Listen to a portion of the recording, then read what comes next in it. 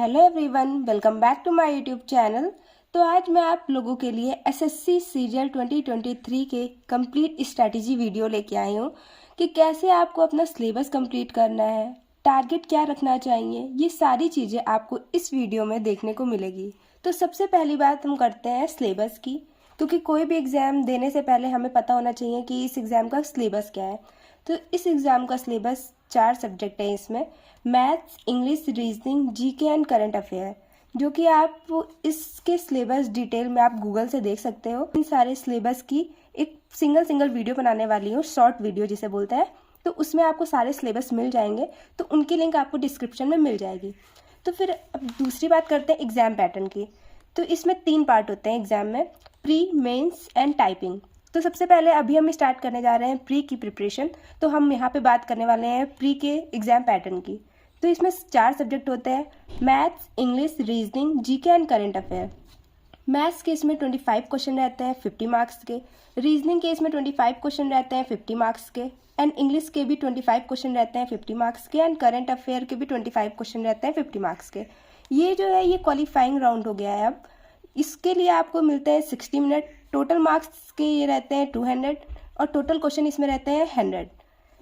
तो सबसे पहले हम बात करते हैं इंग्लिश की। तो इंग्लिश के आते हैं 25 क्वेश्चन 50 मार्क्स के, जिसमें कि आपको इंग्लिश में मिनिमम आपको 3 घंटे डेली देने ही देने हैं। अब क्योंकि अब टाइम बहुत ही कम बचा हुआ है, 4 से 5 महीने आपके लिए एक एक दिन बहुत ही इंपॉर्टेंट है। और फिर आप 3 घंटे तो मैं आपको रिकमेंड कर रही हूँ, बट किसी किसी की इंग्लिश काफ़ी वीक होती है, तो आप इसे टाइम थोड़ा और अपने अकॉर्डिंग बढ़ा सकते हो, क्योंकि आपकी वीकनेस आपको ज़्यादा पता होगी। तुम लेकिन आपको मिनिमम 3 घंटे तो देने ही है, चाहे वो पढ़ने में बहुत ही अच्छा हो, चाहे वो पढ़ने में थोड़ा सा कम अच्छा हो, आपको 3 घंटे देने ही देने हैं, कंपलसरी है ये। उसके बाद इंग्लिश को पढ़ने का तरीका यही होता है कि सबसे पहले आपको एक चैप्टर पढ़ना है, ठीक है। उसके बाद उसकी एक प्रॉपर नोट्स बनानी है, बिकॉज सेल्फ नोट्स जो होती है ना, वो बेस्ट नोट्स मानी जाती है। आप किसी पीडीएफ से पढ़ो या तो आप वीडियोस से पढ़ो, वो चीज़ें ठीक है, अच्छी चीज़ है, बट एक आपके पास आपकी खुद की एक सेल्फ नोट्स होती है ना, तो आप उससे रिवाइज अच्छे से कर सकते हो एग्जाम के पहले। तो सबसे पहले आपको एक चैप्टर पढ़ना है, उसकी नोट्स अच्छी बनानी है।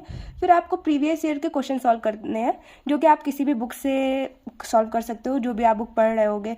जो लोग कोचिंग ज्वाइन कर रहे हैं वो वहाँ से जो उनको सीट्स वगैरह मिलती है वो सीट्स सॉल्व कर लीजिए। मतलब बेसिकली आपको ये करना है कि आप एक चैप्टर पढ़ना है, उसके बाद आपको प्रीवियस ईयर के क्वेश्चन सॉल्व करने हैं, और इसमें से 3 घंटे आपके पास, तो 2 घंटे तो आप निकाल दीजिए, जिसमें से 1 घंटे सिर्फ आपको वोकैब देना है।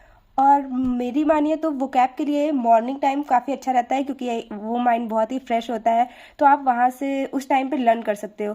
और वोकैब जितनी आप डेली याद करिए, दूसरे दिन आप उसको रिवाइज भी करिए, क्योंकि वोकैब ही ऐसी चीज़ होती है जिसमें आपको काफ़ी टाइम देना पड़ेगा याद करने के लिए। तो इंग्लिश यहाँ से आपका हो जाएगा पूरा कंप्लीट अगर आप ऐसे फॉलो करोगे। देन हम बात करते हैं रीजनिंग की। तो रीजनिंग में आता है हमारा सबसे पहले कि सबसे पहले हमें क्या करना है, सारे कॉन्सेप्ट्स और ट्रिक्स को याद करने हैं, ठीक है। फिर उसके बाद हमें क्या करना है, इनिशियली हमें पूरा सिलेबस रीजनिंग में एक बार ही ख़त्म कर लेना है। देन हमें जो भी ट्रिक्स और जो भी कॉन्सेप्ट थे उनको हमें रिवाइज करना पड़ेगा। अगर हमारा सिलेबस रीजनिंग में एक बार में ख़त्म हो जाता है तो सिर्फ हमें रिवीजन करना रहेगा। फिर उसके बाद हम सिर्फ प्रीवियस ईयर के क्वेश्चन सॉल्व करें।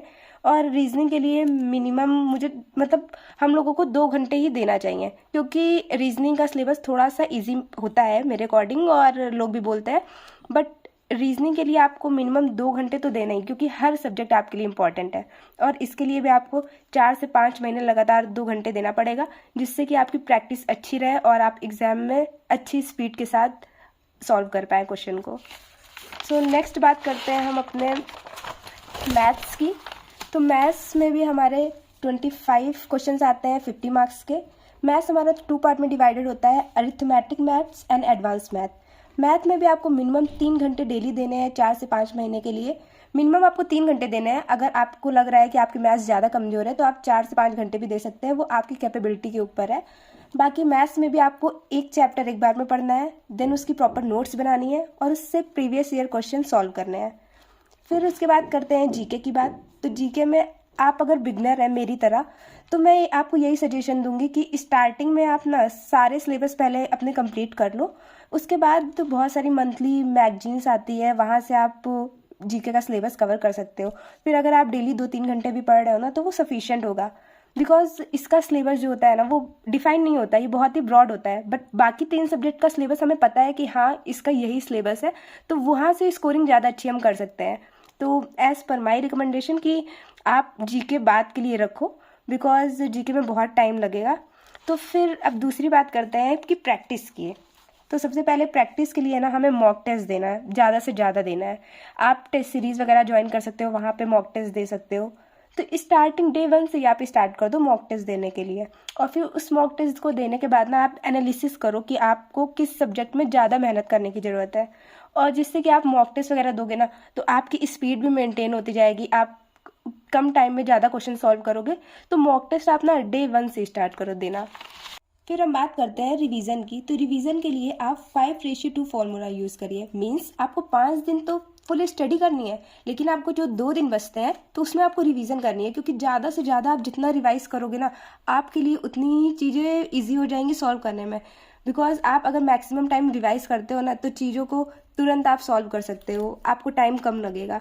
और जो भी फॉर्मूले हैं, वोकैब है, ट्रिक्स है, उनको भी एक प्रॉपर वे में आप रिवाइज करो। डेली टू डेली बेसिस पे भी रिवाइज करो, वीकली बेसिस पे भी रिवाइज करो, मंथली बेसिस पे भी रिवाइज करो। एक टारगेट सेट करो कि मुझे इस दिन ये चीज़ ख़त्म करनी है, इस हफ्ते में ये चीज़ पढ़नी है, इस मंथ में मुझे ये चीज़ें रिवाइज करनी है। अगर आप एक टारगेट बना के चीज़ों को करोगे ना तो वो आपके लिए एक ईजी हो जाएगा।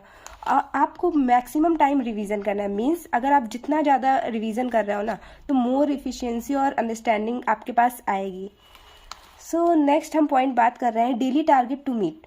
तो सभी सब्जेक्ट को ना हमें डेली टाइम देना है, इक्वली टाइम देना है। ये नहीं कि इतना टाइम इसको, अगर आप अपने अकॉर्डिंग भी टाइम मैनेज कर सकते हो, आपको पता है आपकी कैपेबिलिटी कि आपकी मैथ्स अच्छी है, आपकी इंग्लिश वीक है, तो आप इंग्लिश को ज़्यादा टाइम दो, मैथ्स के लिए थोड़ा सा आप ऊपर नीचे कर सकते हो अपने अकॉर्डिंग।